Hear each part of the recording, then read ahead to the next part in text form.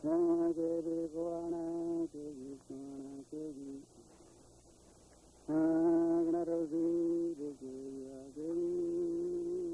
siguiente programa ha sido preparado por la UNED para todos aquellos que se interesan en las raíces culturales que en nuestro suelo tico se desarrollaron más allá del tiempo y hoy forman parte de nuestra herencia permanente.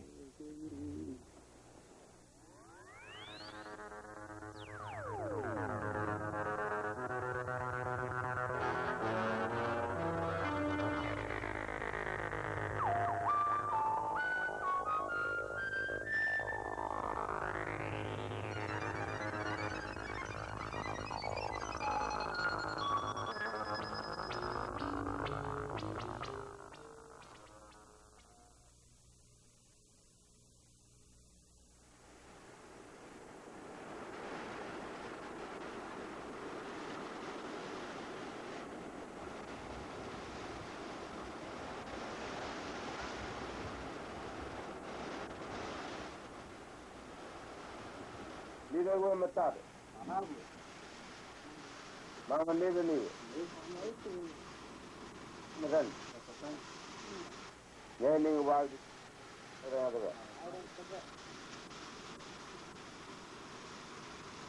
Mama mama te we no na nga ko do re. Mama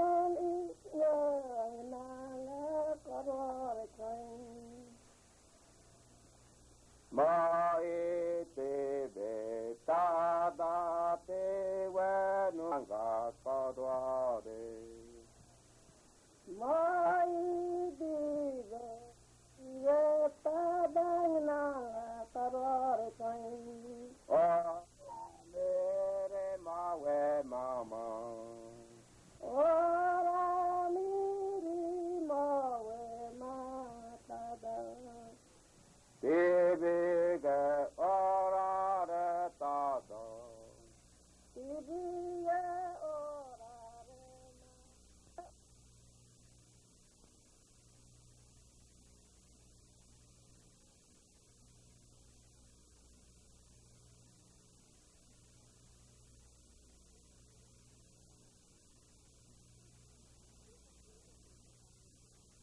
Sí, esas huellas del pasado subsisten.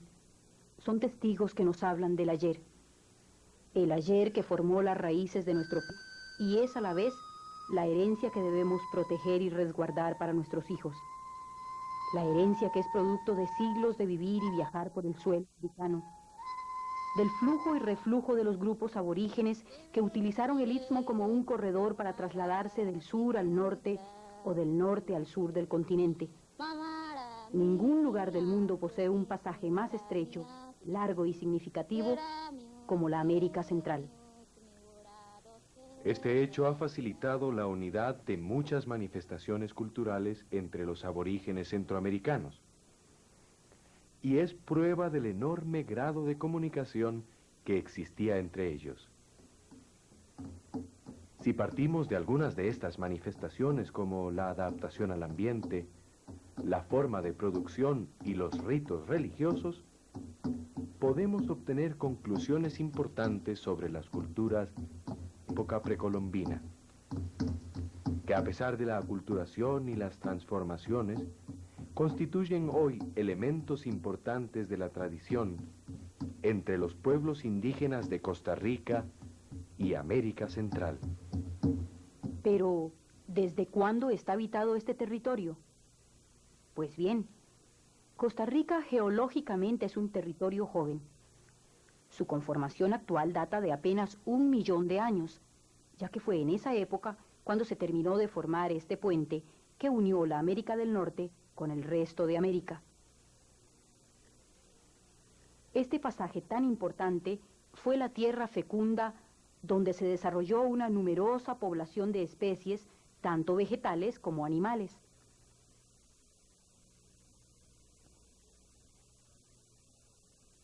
Existen evidencias de que parte de esa fauna estaba formada por animales gigantescos, hoy extintos. Prueba de ello son los diversos descubrimientos de huesos, que, como estos, pertenecieron a mastodontes y fueron hallados en Turrialba y otros lugares del país. Se han asociado con estos hallazgos de puntas de proyectil que se utilizaban, posiblemente, para cazar esos animales gigantescos.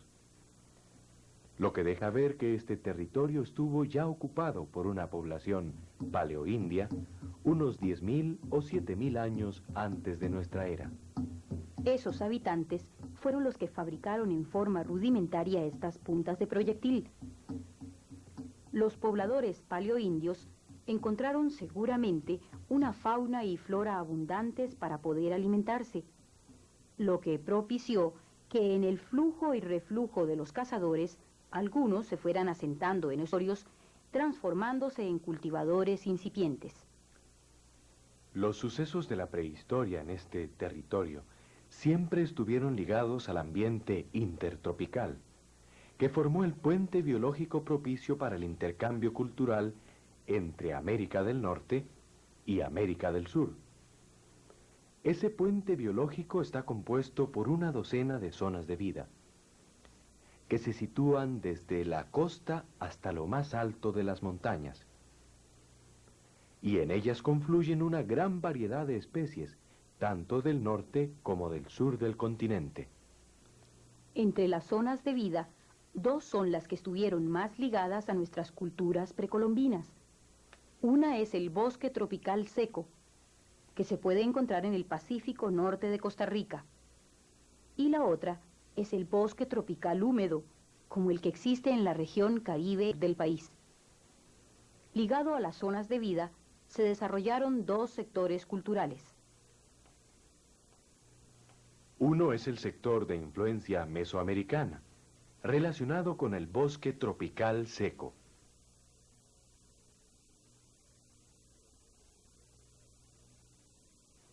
Y otro es el sector de tradición sudamericana, asociado con el bosque tropical húmedo. En cada uno de estos sectores se aprecian características específicas en cuanto a técnicas agrícolas utilizadas, consumo de productos alimenticios y patrones de asentamiento. Las técnicas de cultivo en Mesoamérica se fundamentaban en el uso de semillas como el maíz o el frijol, que eran cultivados intensivamente. Además, cultivaban calabazas, algodón, chile, zapote, cacao y otros. Esto, lógicamente, originó que en el área de influencia mesoamericana se consumieran alimentos a base de granos, con los que se elaboraban sobre todo tamales y tortillas. En cambio, el cultivo vegetativo, a base de tubérculos, era la técnica agrícola empleada en el área de influencia sudamericana. En cuanto a los patrones de asentamiento, tenemos que en Mesoamérica eran sobre todo habitaciones rectangulares, cercanas unas de otras, que se constituían en caseríos, aldeas y poblados con áreas de cultivo cercanas a ellas. En cambio, el sector de tradición sudamericana se caracteriza por tener un patrón de asentamiento disperso, con predominio de viviendas circulares como esta, en las que una o varias familias. Más tarde aparecieron asentamientos con mayor concentración de viviendas, formando pequeños poblados. Es el caso de Guayabo de Turrialba, en donde se notan diversos basamentos circulares, algunos con un diámetro y altura considerables, lo que nos indica que hubo un núcleo de población significativo que los construyó. Se evidencia también la población en el tamaño de las calzadas que atraviesan el complejo urbanístico del sitio. Bien, pero ambos sectores tuvieron una trayectoria que se remonta a muchos siglos atrás. Y debido a lo extenso del tema, desarrollaremos en esta ocasión el ordenamiento que tuvo el sector de influencia mesoamericana. Este sector, llamado también de la Gran Nicoya, ha sido estudiado en diversas excavaciones dirigidas científicamente. En ellas se llegó a obtener elementos que ayudan a caracterizar diversos períodos distribuidos a través de los siglos.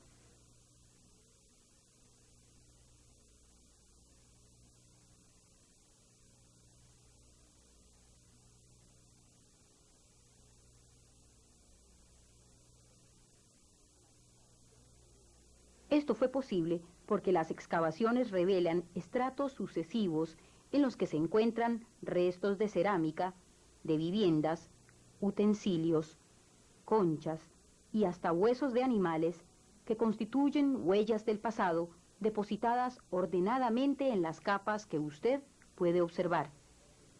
Así, en una excavación, los objetos de épocas más recientes se encuentran en las capas superiores y los elementos más antiguos en las inferiores.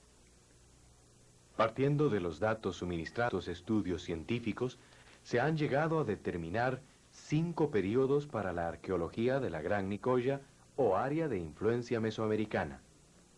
A cada período se le ha dado el nombre según las características decorativas de la cerámica encontrada.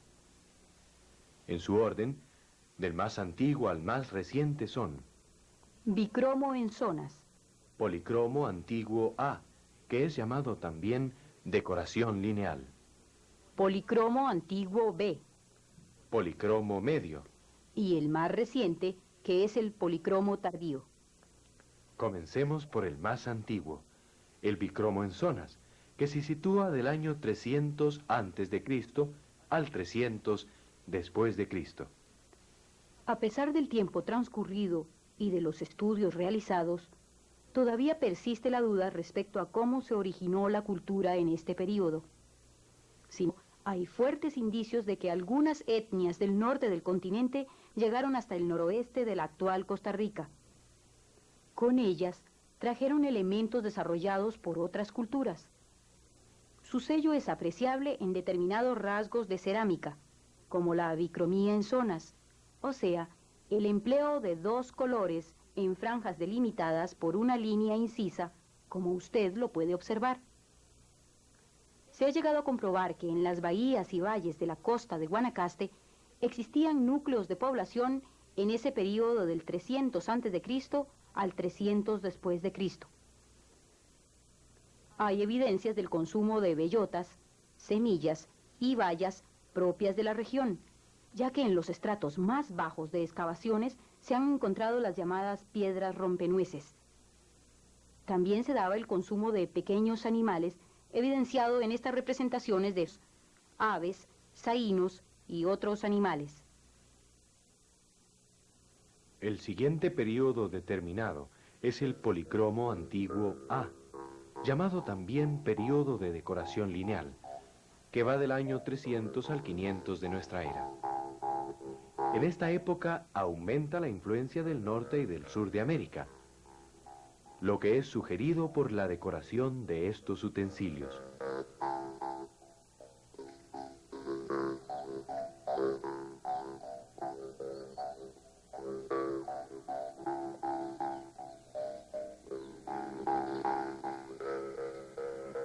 Como puede usted observar, hay representaciones de figuras tanto masculinas como femeninas, aunque también se han encontrado elementos que eran posiblemente de uso ceremonial.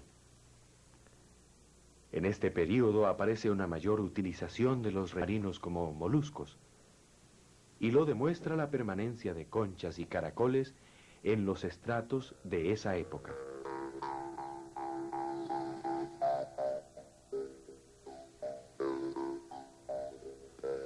La subsistencia en los valles Nosara y Tempisque, por ejemplo, incluyó el cultivo del maíz, evidenciado por metates y manos para molerlo.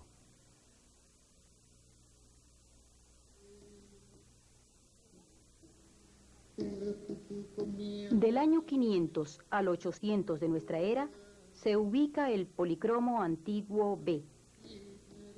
Este período se caracteriza por oleadas migratorias del norte, constituidas por grupos náhuatl pipil y teotihuacanos. Los motivos decorativos que se observan, como Quetzalcoatl, o sea, la serpiente emplumada, y otros, son típicamente mesoamericanos. Continúa además la tradición de cazar ciertos animales pequeños, como armadillos, palomas y otros.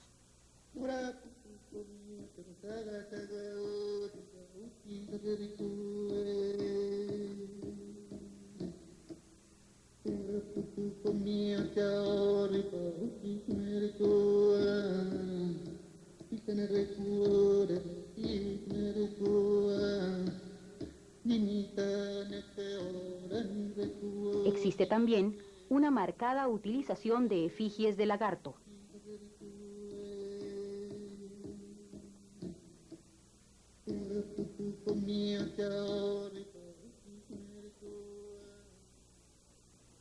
En cuanto a la alimentación, continúa el uso del maíz y los frijoles como constituyentes importantes de la dieta, además de las calabazas. Aumenta el consumo de moluscos y animales marinos, como también de mamíferos pequeños como monos y venados. En el período policromo medio, del 800 al 1200 después de Cristo, la Gran Nicoya llega a su apogeo y significativamente es la época en que se hace sentir la presencia de la cultura maya y los pueblos nahuatizados.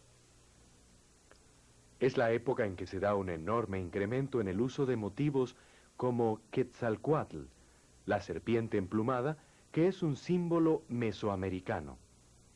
Además del jaguar, que toma mucha importancia, su poder y su imponente porte constituyen motivo de inspiración en esa época, y esto perduró por varios siglos.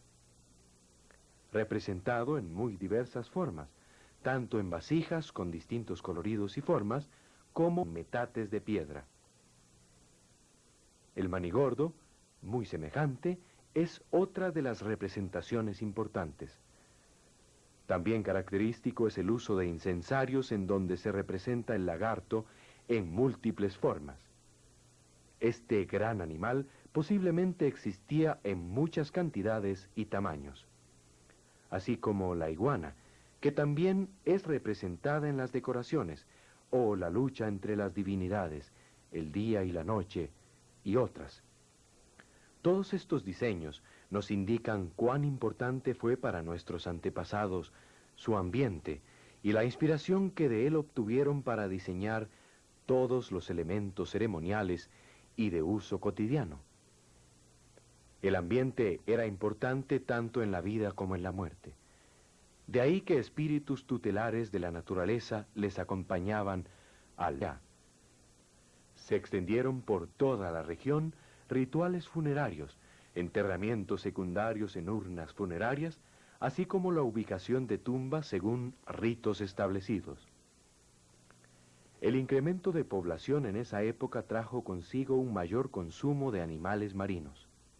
Se extendió la pesca en aguas salobres, ya sea en estuarios o costeras, combinándose con la caza de mamíferos como pecaríes, pisotes o aves. Tales prácticas se extendieron hasta el período siguiente, en los sitios de las bahías y aún en lugares distantes de la costa a 3 y 4 horas a pie.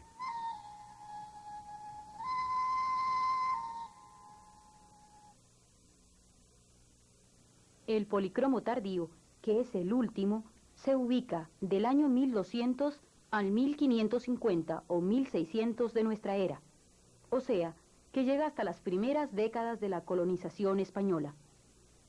En este periodo continúa la influencia de migraciones mexicanas en la Gran Nicoya. Los motivos decorativos muestran muchos elementos mayas y aztecas, como Tlaloc, el dios de la lluvia, y Quetzalcóatl. Estas vasijas muestran muy bien los grandes anteojos, elemento característico de Tlaloc. La cerámica policroma de este periodo es variada y difiere en varios aspectos de la producción anterior. Una de las diferencias radica en el empleo de la pintura azul grisácea con negro y de naranja rojiza sobre fondo crema. Existían en esa época pueblos alrededor de plazas, que eran a su vez centros religiosos con montículos ceremoniales. Poseían un sistema de escritura en tiras de cuero de venado y en papel, con dibujos pintados en azul, rojo y negro a la manera de los códices mexicanos. Su calendario era de 360 días, más 5 días nimontis, que en náhuatl quiere decir sin suerte.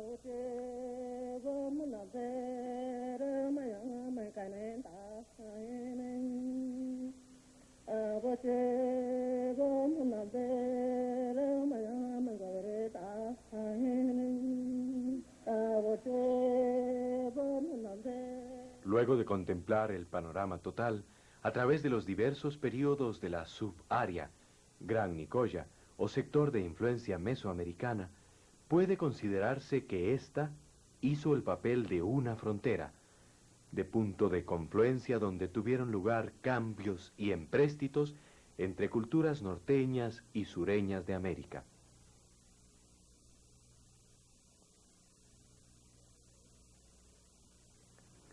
Veamos ahora algunas características del sector de tradición sudamericana. Este sector, como dijimos al principio, se encuentra relacionado básicamente con el bosque tropical húmedo. La posición de puente biológico-cultural es evidente en la arqueología, el arte, las lenguas y otras características culturales que aún hoy subsisten. También en los hábitos alimentarios, ya que se consumen desde hace cientos de años alimentos como yuca, tiquisque, ñame, pejibaye, todos ellos de origen americano. Este sector de tradición sudamericana cubre todo el país, excepto la parte del Pacífico Norte. Geográficamente se puede dividir en los siguientes sectores: Caribe, área central y el tercer sector, que es el Pacífico Sur. Cada uno de estos sectores, con todas sus características, podrá usted observarlo en programas futuros. Así se responderá usted mismo muchas preguntas como: ¿por qué el sector Caribe de Costa Rica estaba habitado desde 7000 años antes de nuestra era?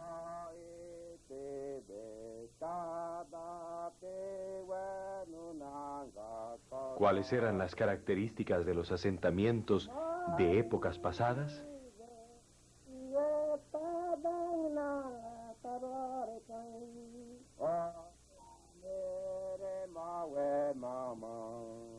¿Por qué sus tumbas tenían características especiales?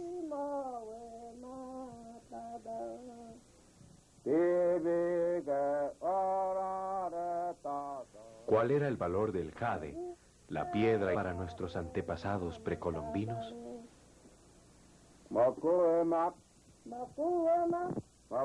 Bien, esperamos que este programa haya sido de su mayor agrado y provecho.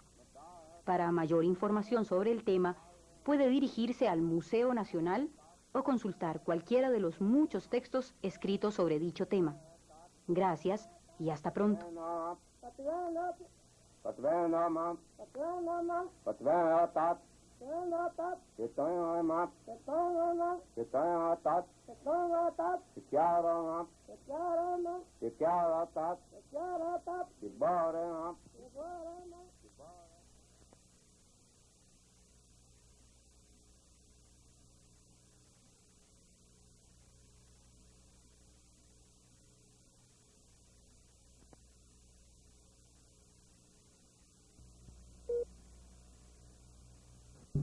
El siguiente programa está dirigido a todas